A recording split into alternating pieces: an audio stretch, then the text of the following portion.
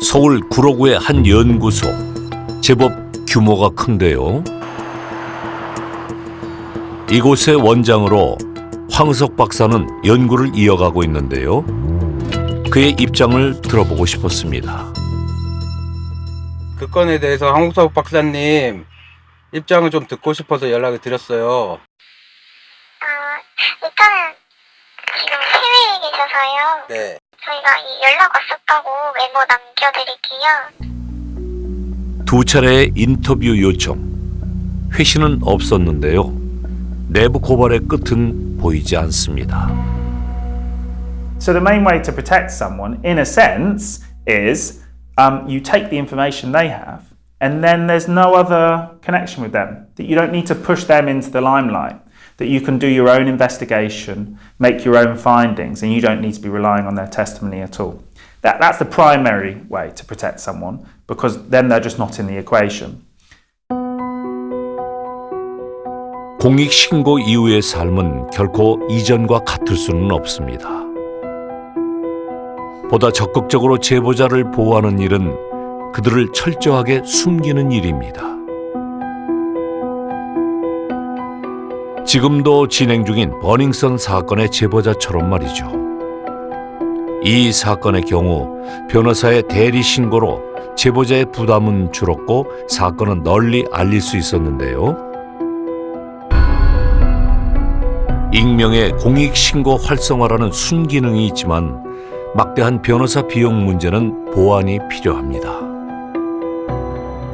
2011년 공익신고자 보호법을 제정한 이래 신고자를 보호 보장하기 위해서 다양한 그 제도적인 보완 조처를 해왔습니다. 공익신고자들이 당하는 가장 일차적인 고통은 그 신분 어떤 노출에 대한 우려이기 때문에 이 부분에 대한 그 제재를 더 강화하고자 합니다. 그 보상과 관련해서도 지급 비율을 그 높이는 것, 그리고 또 중장기적으로는 그 신고자 보호 기금을 설치하는 방안도 검토하고 있습니다. 그리고 얼마 전에 그 도입한 변호사에 의한 비실명 대리신고제, 이것을 그 활성화하기 위해서 변호사 비용을 지급하는 것도 강구하고 있습니다.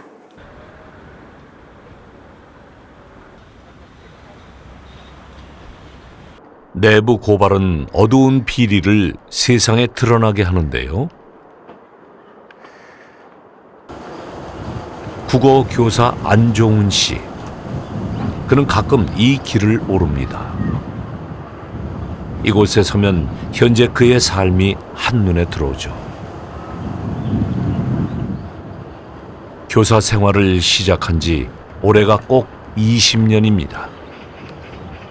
여기 보이는 곳은요, 예전에 어르신들께서는 동부여상으로 더 많이 알고 계실 거예요. 직업인을 양성하던 학교 중에서는 참 명문으로 통하고 있고, 지금도 명문이라고 저희는 자부하고 있는데요. 졸업생들도 다 그러고. 애들 소리가 좀 들릴 것 같아요. 들려요. 예, 들려요. 체육 하러 나온 학생들이 떠드는 소리가 여기까지 다 들리고요. 학생들 소리가 들리는 것만 같은데 다가설 수는 없는 곳입니다. 그는 외딴 섬처럼 혼자 떨어져 있죠.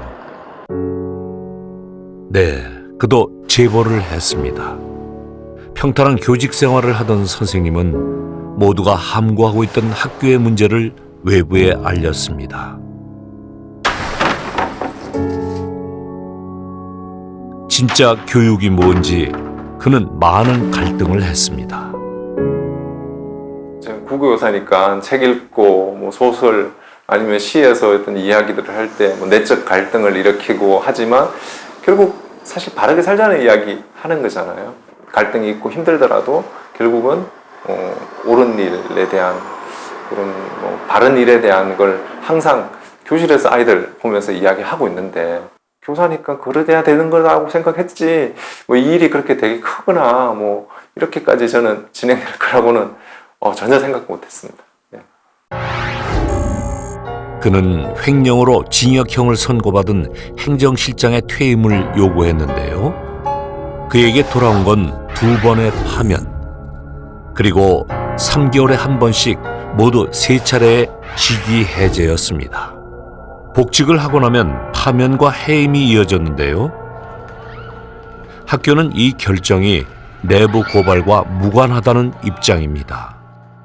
그게 무슨 자기가 10년 전에 무슨 공익제보했다는 얘기를 가지고 무슨 10년 동안 그게 아니라 안 좋은 교사가 학생 교육을 거부하고 학교 업무를 방해하고 정치 활동만 일삼아서 해임한 거 이게 동부학원 입장입니다. 그렇게 7년을 보냈습니다.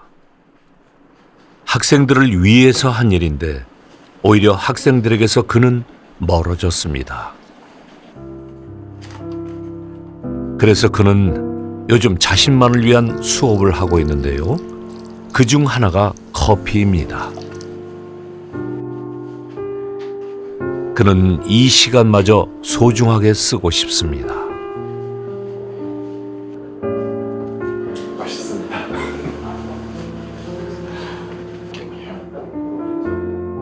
그는 두 자녀의 아버지이기도 한데요. 힘든 시간일수록 그는 가족과 함께 보냈습니다. 8월 17일이네요. 통지서 받은 날 16일 날 통지서 받고 다음날 놀러 갔습니다. 가족들이랑. 개인적으로는 참 이게 아이러니하게 2차 파면 통지서 받고 그 다음날 출발했던 여행입니다.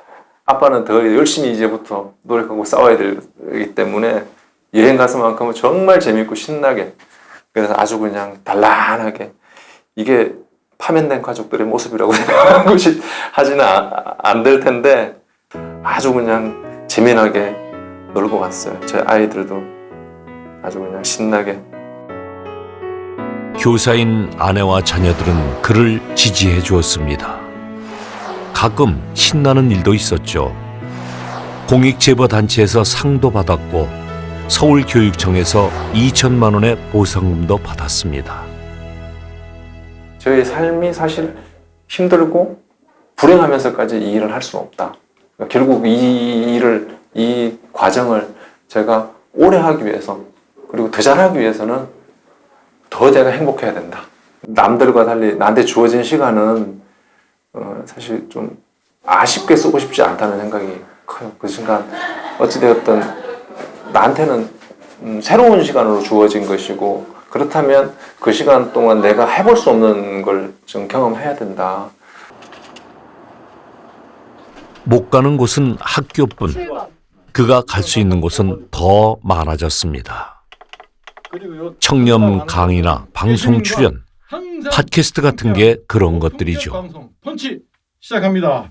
내부 제보자로 2012년부터 19년까지 거의 7, 8년 동안 정말 혼자 외롭게 싸우고 계신 분입니다. 사학 비리를 폭로한 분이고 동구 마케팅고의 안종훈 선생님 나오셨습니다. 네, 안녕하세요. 네, 너무 짧아. 사실관계 또 잘못 밝히지 않으면 나중에 또 고소당할 수 있다 그러셔서 네. 동구 마케팅 전 교사 안종훈입니다. 올해 2월 15일자로 해임됐습니다. 나라가 교육이 뭐 이렇게 아무 공익제보로 시작된 그야말로 스펙타클한 인생. 커피처럼 쓰고 진하죠. 그 어려운 과정을 겪다 보니까 네네. 원래는 굉장히 동안이고 잘생기신 분이야. 근데 지금도 잘생겼어요. 아니 뭐 우리 안종훈 선생님께서 저보다 나이가 좀 어립니다. 네, 놀라시겠죠. 죄송해요. 너무 크게 그러면서 죄송해요. 그거는 한 방에 가셨어. 선생님이 뭐 영원히 순종하겠습니다. 뭐. 그거 아십니까? 사립학교의 부패 문제를 신고한 사립학교 교직원은 원래 공익제보자로 인정받지 못했는데요. 그러나 지금은 보호를 받을 수 있습니다. 안종훈 선생님이 있었고 사학비리와 싸웠던 많은 선생님들이 있었기 때문입니다. 1년이 됐고요. 많은 일들도 있었고 또 많이 이루어진 일. 어떤 이들은 내부 고발자로 선택되기도 합니다. 그래서 그것에 대해서 운명처럼 말입니다. 네, 뭐 지난 1년을 저희가 뭐 다 정리할 수는 없지만 이제는 대명사가 돼버린 땅콩 회항 사건. 5년 전 그날 박창진 씨는 비행기에서 홀로 쓸쓸히 내려와야 했습니다. 개회사 우리 노동 하지만 그것이 난쟁이가 쏘아올린 종이 비행기가 될 줄은 아무도 몰랐죠. 그는 이제 더 많은 이들을 위해 버텨야만 합니다. 네, 인사드리겠습니다. 대한항공 직원연대 지부장 박창진입니다. 2018년 5월 4일 그날 저희가 이곳에 모여서 첫 집회를 가졌습니다. 그날 함께 하셨던 그의 희생 뒤로 동료 직원들은 하나둘 용기를 내기 시작했습니다. 그날 제가 이 자리에 섰을 때는 아직 제 옆에 동료가 함께하는 동료가 없다라는 막연한 불안감이 있었습니다. 우리는 어쩌면 모두가 가면을 쓸 수밖에 없는 작은 난쟁이들인지도 모릅니다. 부당 징계를 받았던 동료, 부당 정보를. 자, 우리 처음 집회할 때 용기가 없어서 이 가면을 썼던 게 맞습니까? 네. 그날 가면을 벗었던 사람은 딱 2명 있었습니다. 오늘 이 자리에서 우리가 더 이상 이 가면을 쓸 필요가 없다라는 의미로 이 가면을 벗도록 하겠습니다. 하나, 둘, 셋. 가면 벗고 용기 내라. 1년 후 그들은 가면을 벗어 던졌습니다. 작아도 당당할 수 있음을, 혼자가 아님을 알게 됐습니다. 보이시지 않겠지만 제 몸에는 온통 칼이 꽂혀 있습니다. 지금. 그럼에도 불구하고 제가 지금 생존해 있는 데 가장 큰 힘이 됐던 거는 나름 의식적으로 공감해준 내부 동료들 같은 사람들의 감정적 연대의 힘이었던 것 같아요. 땅콩이 쏘아올린 작은 공은 이후 오노의 여러 갑질 형태를 고발하는 신호탄이 됐습니다. 그는 그가 마지막이길 바랍니다. 항상 그렇게 생각해요. 그래서 이 많은 어려움들, 그 어떤 지지가 없는, 지탱을 할 수 없는 이 끝자락에 서 있는 이 기분을 그 누구도 다시 안 겪었으면 좋겠어요. 하나, 둘, 셋. 그런 말이 있습니다. 비가 쏟아질 때 가장 고마운 사람은 그 비를 함께 맞아주는 사람이라고요. 특히 조직이 커지면 커질수록 자신의 어떤 그런 내부 비리나 부정을 스스로 폭로하고 그래서 자기의 조직이 해체되는 이런 것을 감수하는 그런 사람은 뭐 거의 없다 이렇게 생각을 하는데, 그러니까 어차피 사회는 그런 부분에 대해서 저는 뭐 싸움이라고 봅니다. 그런 어떤 부정과 비리에 대한 싸움이 있을 수밖에 없고, 그래서 내부 고발이 존재할 수밖에 없다. 역사적으로도 그래왔고, 그래서 내부 고발이 많을수록 우리 사회는 더 투명해지고 건강해질 수 있겠다 이렇게 생각을 합니다. Some of the common characteristics of whistleblowing has to do with the fact that they tend to be the hardest working people. They tend to have the highest standards, and they find it difficult not to say something about standards being essentially not being adhered to. And so we have found that whistleblowers are the ones that do identify with the broader public, which is an interesting phenomena that's been identified. 외부에 선 내부자들의 이야기.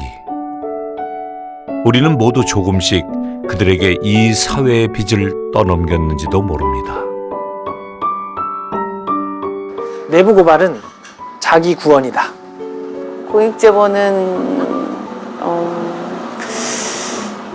자신을 다 던지는 것 같아요.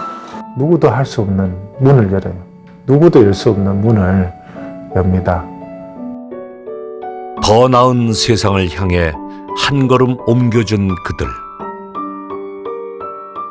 수많은 난쟁이들이 있었기에 세상은 좀 더 사람다워질 수 있었습니다. 외로웠던 어제와 오늘 견뎌줘서 참 고맙습니다.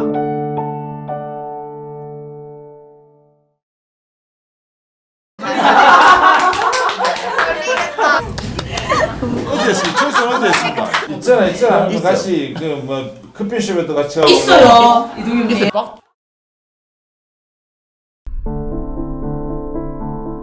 이게 치료일까요? 그래서 그린 거예요. 한국의 정신장애인. 제 다리의 상태였어요. 저런데 병원에 있는데 몸이 성할 것 같습니까? 없어. 또 있을 수가 없어. 또 감히 어디 환자가 강의를 해요. 뭐 제가 조혈병에 있는 얘기를 남들 앞에서 하지를 못하겠어요. 부끄러워가지고. 그냥 사람이요. 그냥 보통의 사람. 다 각자의 개성을 가진 사람.